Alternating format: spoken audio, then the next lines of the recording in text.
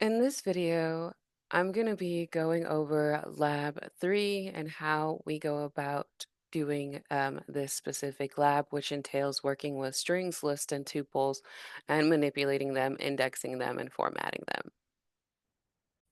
So the first thing you want to do, as I mentioned before in class, we already downloaded Visual Studio Code for our later semester half, but for the code with me, we're pretty much going to be using the Google Colab because I do have information that is better able to be read for you as we progress in learning these concepts.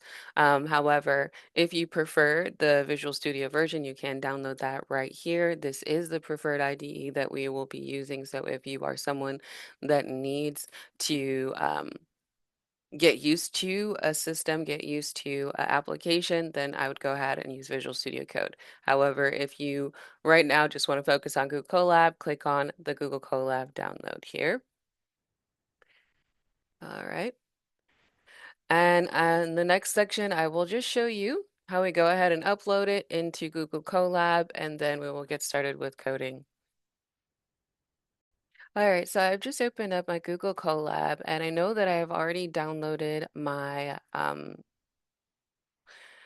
notebook. So now I want to go ahead and upload it. So I'm just going to go File, Upload Notebook, click on Upload, and then I'm going to drag and drop my lab over here.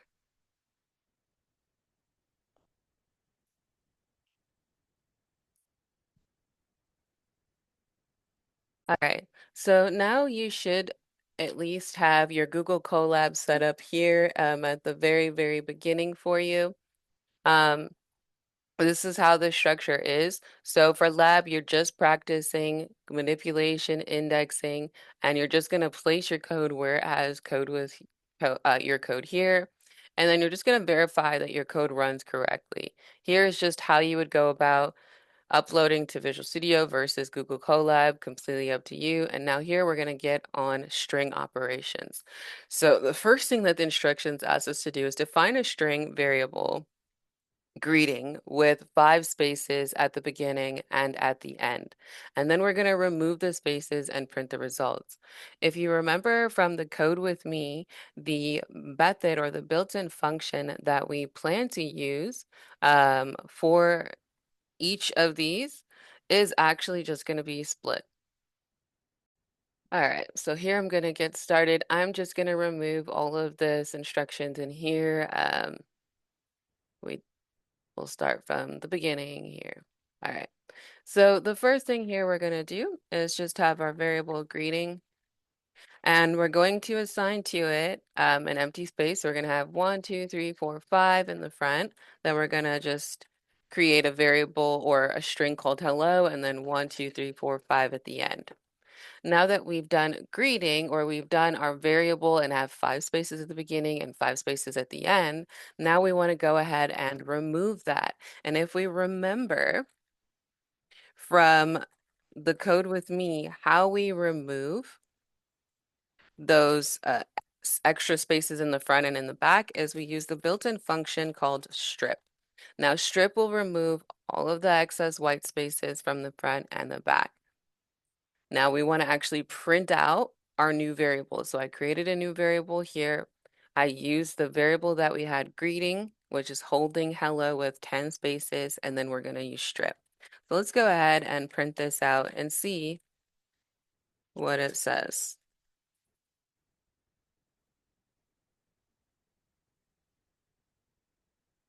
And I always see it just says hello. If I went ahead and print out my greeting, you'll see that the 5 white spaces on both ends are there. So we've done our good job in terms of stripping. There's no spaces here, so we did well. And again, like I mentioned, all we do here is just put testing. All right.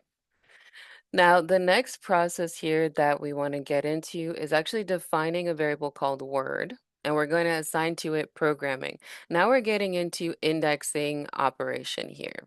So I'm just going to go ahead and create a variable word. We're going to put programming in here. And this is also similar to our code with me, where I showed you indexing. So for the very first thing, we want to look at the fourth character which is index 3. And so in this case, if you remember when we are dealing with a string, it is a sequence of characters. So think of this as a list of characters. So this first item P will actually be at index 0. So if we want the fourth element, which is G, we know that P 0, R 1, 0, O 2, and G is going to be 3. So what we'll do is we'll just print out the word, and we're going to slice it like we do with a list here. So we're going to just put 3 here, or I'm sorry, we're going to put an index here like we do with a list. We just want to get the third item in that list. So we should see P afterwards. Now, the next thing that we're wanting to look at is the last character. And this is using positive indexing, if I'm not mistaken. Yes, we're going to use positive indexing. So in this case here, what we're going to do is just print out the word. And similarly to what I mentioned in our code with me is if, for example, you don't know how long a specific item is or list or string or anything like that, you would use a built-in function here called length. And that length, when we pass in word into that, is actually going to get us the length of our word. So I'm just going to go ahead and do length of word, and then I'm just going to print out this.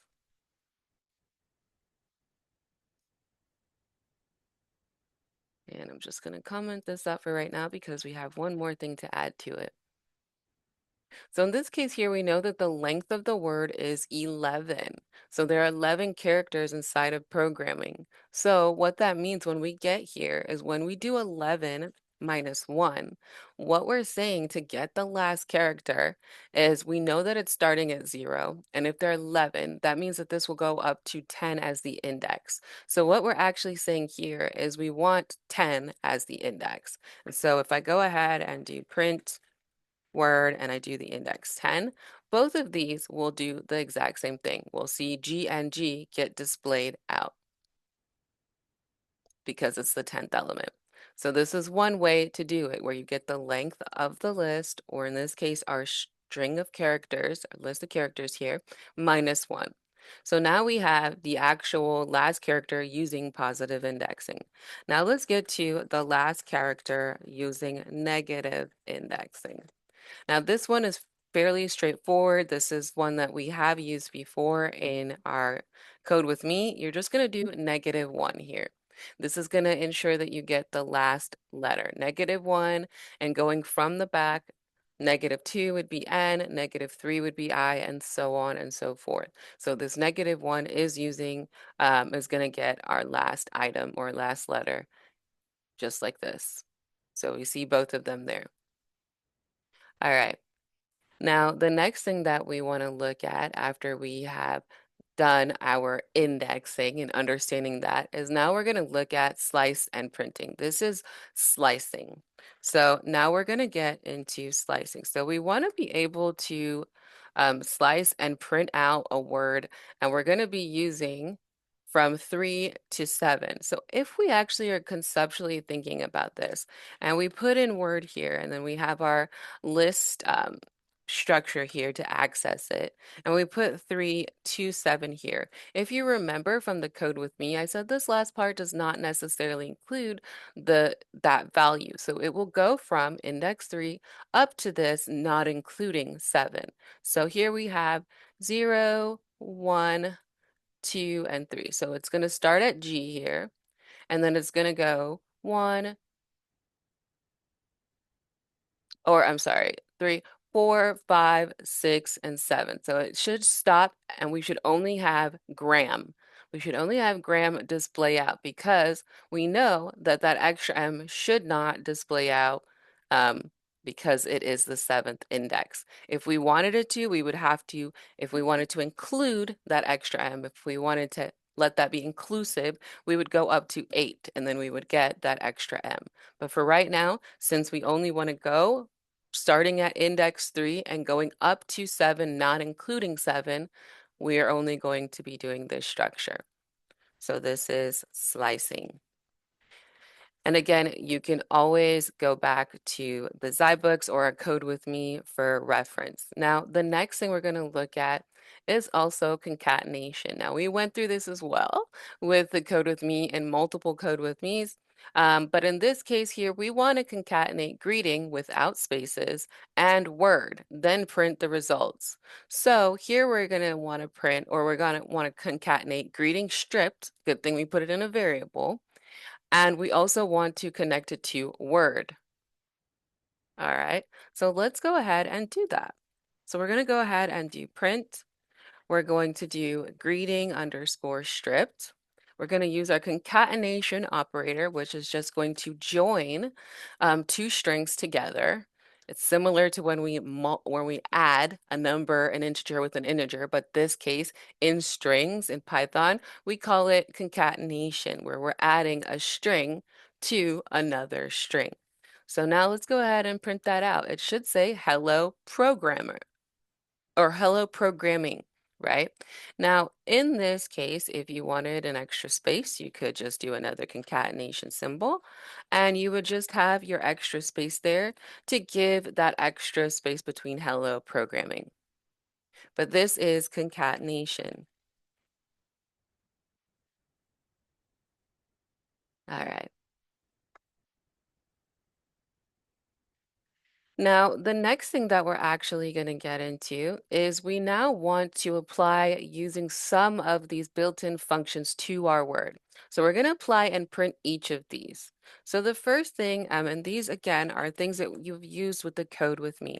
So we're going to do word.upper, print word.lower, print word.capitalize, which is going to capitalize that word. And then we're going to also print out, we're going to do our word dot replace here. And with the replace function, if you remember, we want to replace program with code. So we're going to go ahead and say we want to replace lowercase program with lowercase code. Now, for this sake, let me just make sure, yep. All right, for this sake, we're going to be replacing program with code. Now, let's go ahead and see what this looks like. So now we see we have our programming, we have that in uppercase, we have our lowercase programming, which looks the same. Then we have our capitalized programming here, which actually just makes sure that we capitalize the first letter in that word. And then we have replace, where we replace the program part with code, and it says coding. All right. So that is what number 5 was asking us to do, just using the functions that you've already used with the Code With Me. Now, number 6, check if the word contains the letter Y and print the results. This was also in our Code With Me. So we're going to go ahead and try our hands at it. So we're going to do print.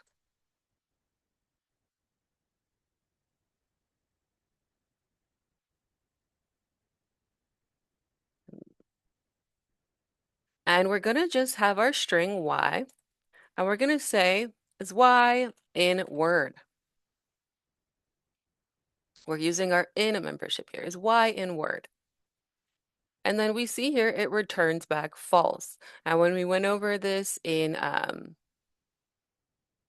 with our Code With Me, we kind of went over what the in membership is about and also all of the other Boolean operators in the last part of the Code With Me. So if you were struggling with that, you want to reference that. Now, the next thing we want to do for number 7 is prompt the user and store in variables. So here's what we're going to do. We want to store variable for name, age, and GPA. All right, let's go ahead and look at that. We're going to prompt user for name, age, and GPA. Again, we have done this before. So here we have name equals input. And input returns a string, so we're just going to say enter your name, making sure the user has a prompt. Otherwise, if we just put here, I'm going to put this as a test, and we just put input here, what's going to happen is in Google Colab, it shows us this to enter in something, but we're not letting the use, like, what are we supposed to enter? So that's why entering your name is important to say. So we'll just put the name in there, and then you know you entered it in. So you want to make sure you prompt the user all the time so the user knows what to enter in. Now here we're going to use age. Now age, we're going to make sure that we return this. We're going to make sure that we prompt the user to enter in their age. And then what you'll notice here, if I go ahead and print out the type, like I mentioned before, you want to make sure that you take your time and you check to make sure that the types are efficient and the same. So let's go ahead and print these out. Yeah, let's run it.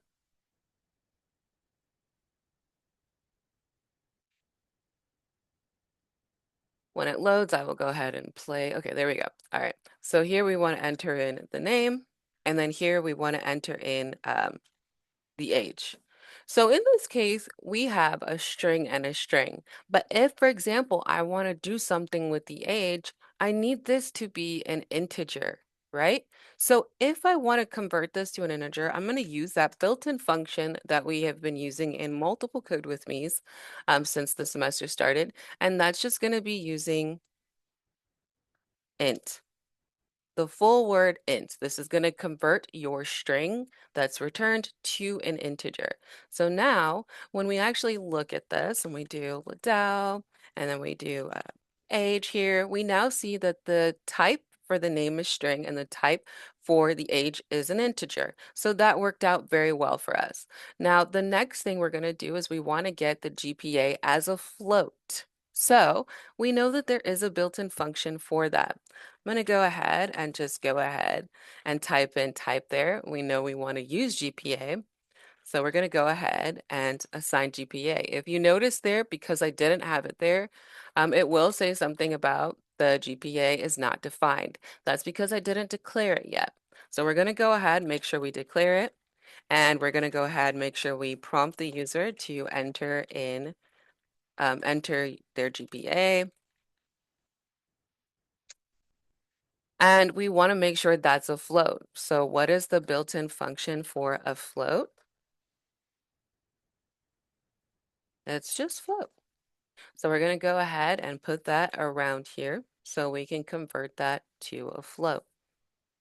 I'm going to print that out, type in the name, type in the age, type in GPA, and then we see we have our string, our int, and our float. Now you've done your testing, you've checked to make sure that you have completed the type requirement for each of these. Now you can move on to the next item.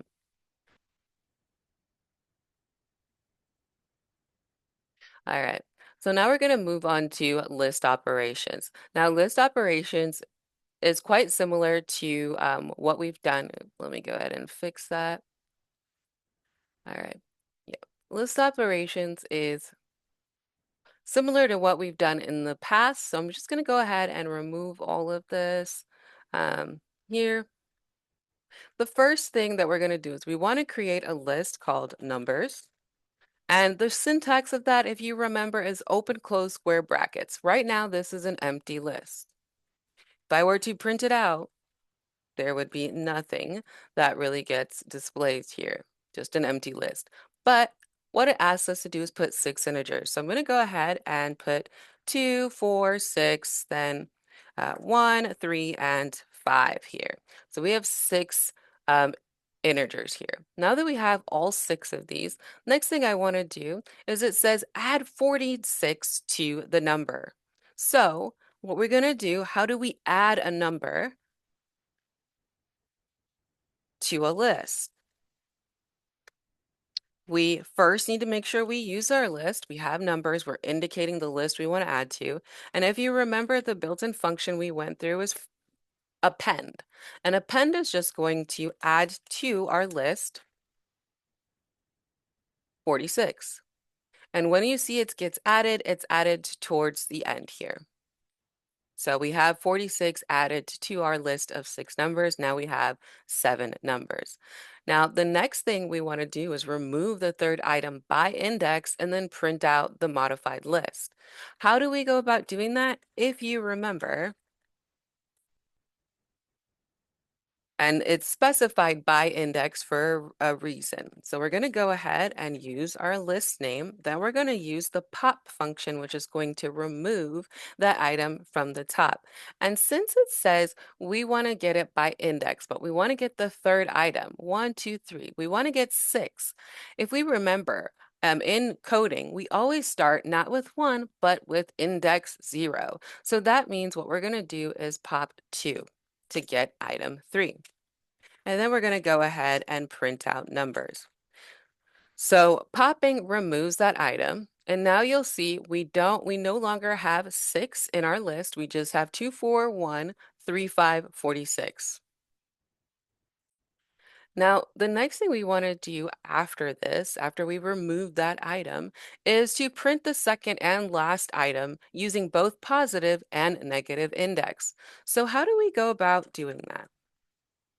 So we've already understood what negative and positive index is from the very top. So we want to print the second and last item. All right, great.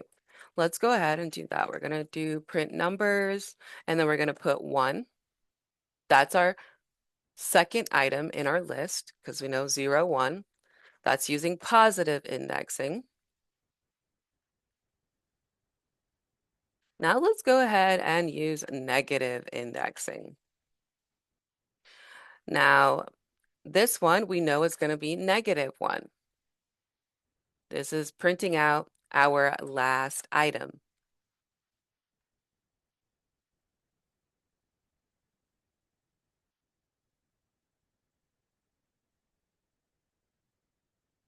All right, and this is using negative indexing. All right, and then now we want to do,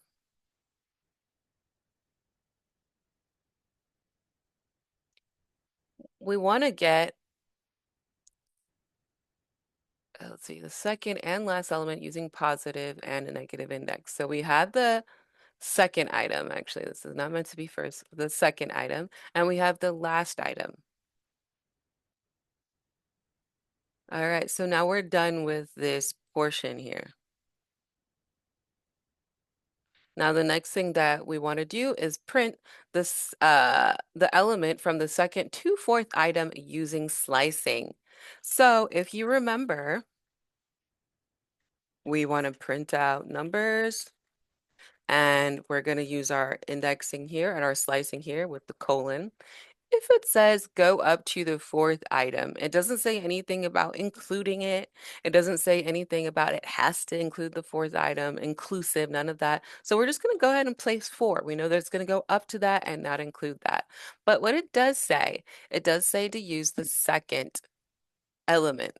So what we want to do is we want to display the second element. What is the second element? The second element is 4. So in this case here, we're just going to put 1 because we know 2 is index 0, 4 is index 1, which is second item in the list. So essentially this prints out the element from the second to the fourth.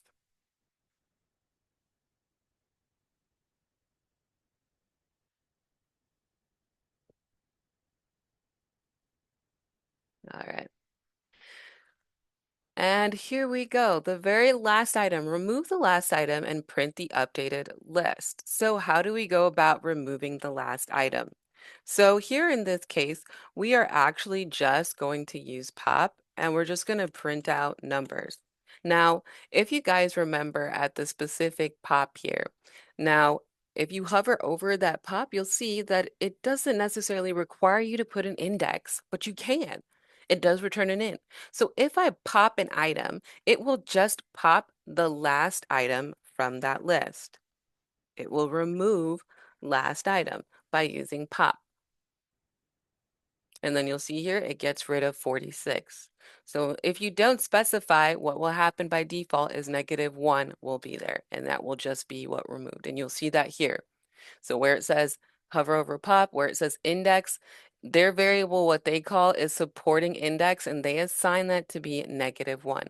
You'll learn this a little bit later when we get into functions. Um, but this is one of what we would call a default argument.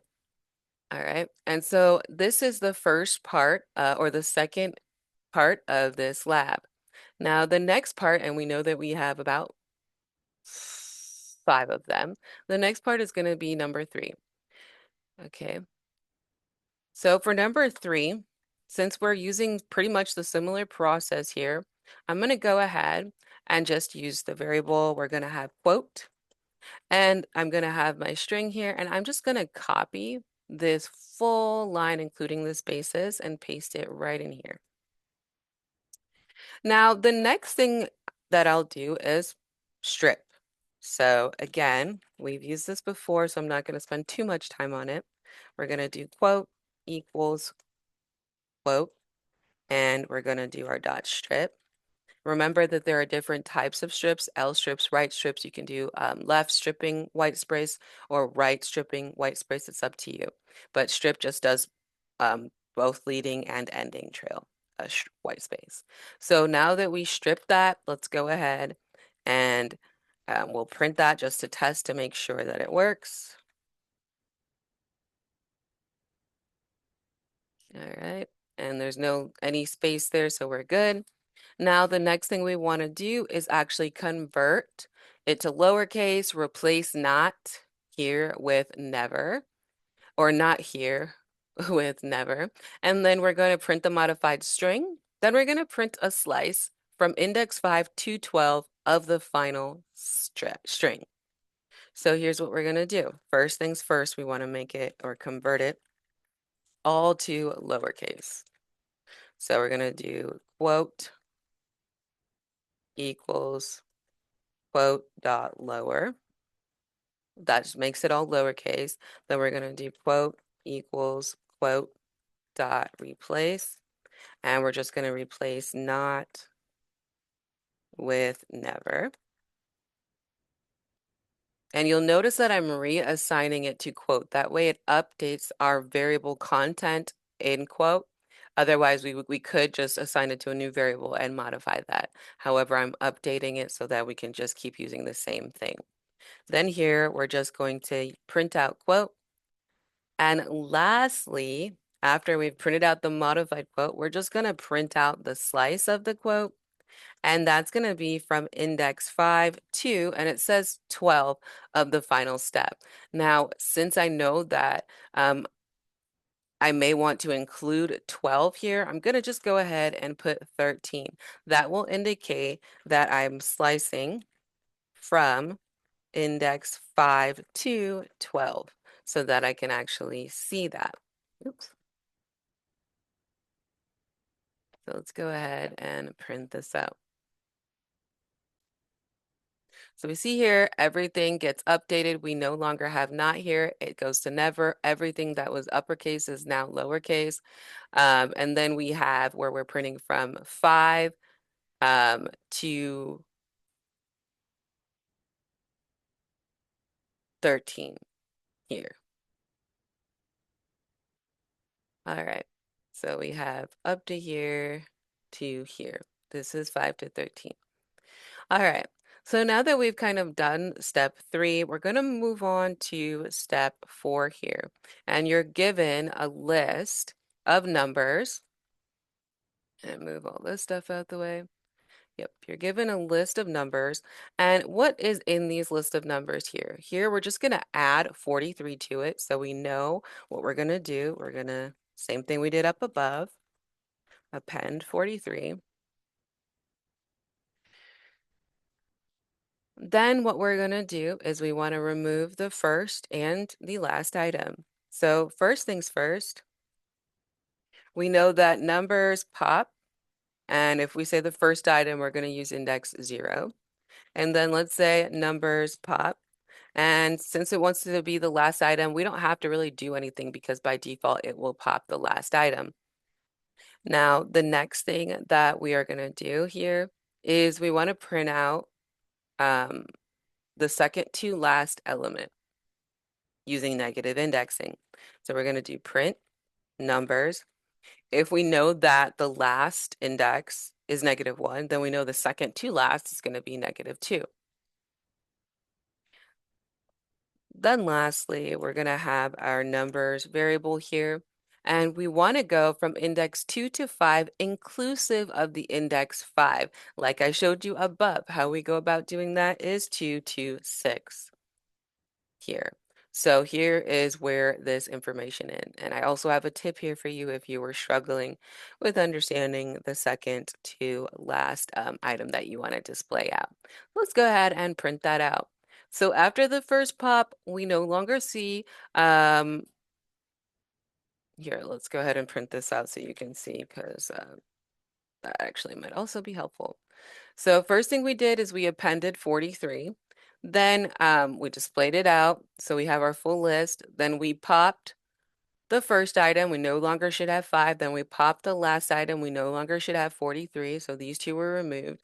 And then we printed out the last index item, which at this case, after we popped 43 was 23. So that's what we see. And then we have our print of the items from index 2. So let's go ahead and print out what the list was after our pop so we can see to make sure that it was right. All right, so if we're starting from element 2, we got 0, 1, 2. It should say 34, 88, 23, and 59. That includes all of the items in this list here. So that's what we see at the very end, and we know that we did this one correct.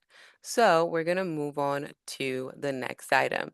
So we were given two lists here, one of fruits and one of colors.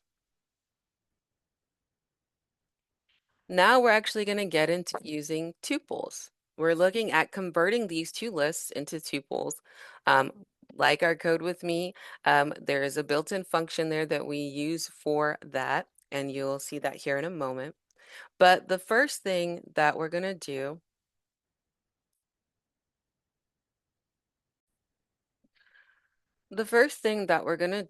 is we're just going to print out both of these lists to see what the structure actually looks like first.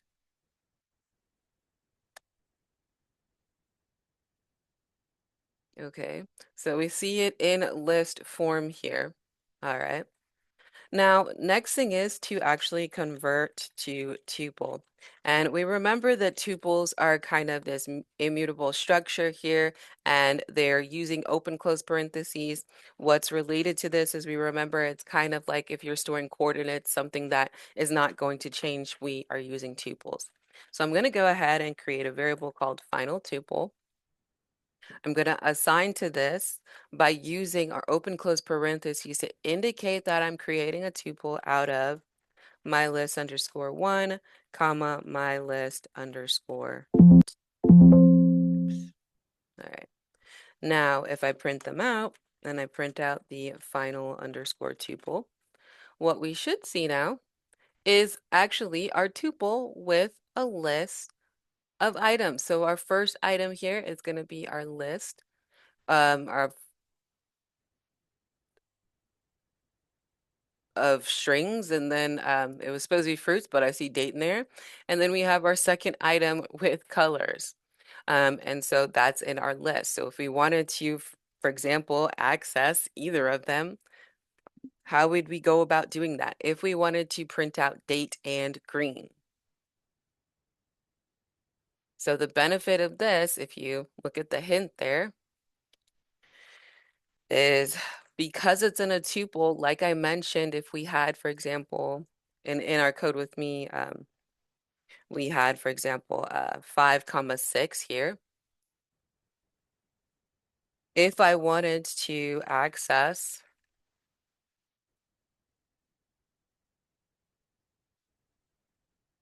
I actually wanted this to be underscore. If I wanted to access, let's say index 0, that to showcase that I want to get 5, then I would do 0. If I wanted to get 6, I would have to put 1 there. And so in this case here, now that we have a tuple that is holding a list, so this is an example here.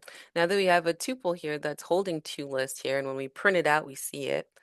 Now the last thing here to actually print out date is we need to put final tuple, open close square brackets, and since this is somewhat nested here, we're actually wanting to get date. And since date is going to be in this tuple at index 0, here we're going to put 0 first, and it's not inside of our second list here, which is at index 1. Let me go ahead and print this out so you can at least see to make sense of it. It's just going to print out here the list, the list that is in the first spot or the X spot of this tuple. If I wanted to get a specific item of this list and I wanted to get date 0, 1, 2, and 3, what would I do? I would go ahead and put 3 here to get date. So now you see you can actually use a list in a tuple and access those items using a tuple, which is really cool. But here I'm able to get date. But again, try doing final underscore tuple and accessing that by an index, and you'll see the X part, X comma Y, right?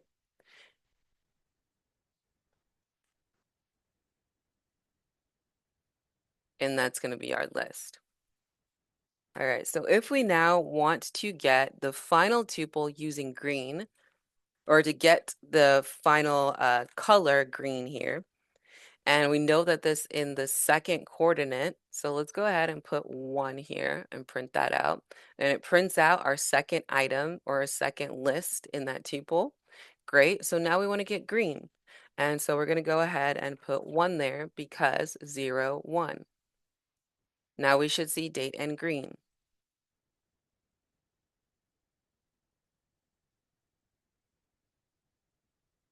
And for this one, it would be try doing tuple 1, and that will give you the Y. So if Y in this case is a list of colors, then that's what you would get when you just do Y. If you're trying to get a specific item in that list, then you want to make sure you get a second I here.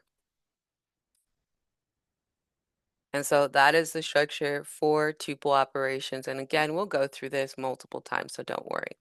So this is all that this assignment was requiring you. You want to make sure you check everything. You include comments if any questions that you have, kind of what you did, explaining why, output match, expectation for the instructions, making sure that it matches everything. And you can also use pseudocode. So this is all that Lab 3 entailed. I hope that this helped you. If you have any questions, feel free to let me know.